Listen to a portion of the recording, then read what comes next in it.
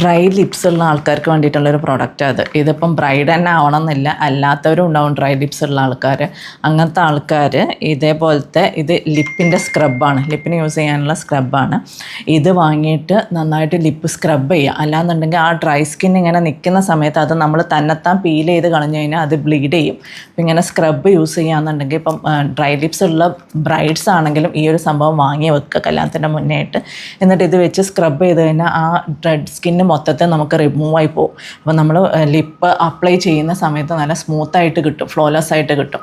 അല്ലാന്നുണ്ടെങ്കിൽ ആ ഒരു പൊടിഞ്ഞ് നിൽക്കുന്നത് എന്തായാലും അത് ബൾജ് ചെയ്ത് നിൽക്കും, അത് റിമൂവ് ചെയ്യാനും കഴിയില്ല.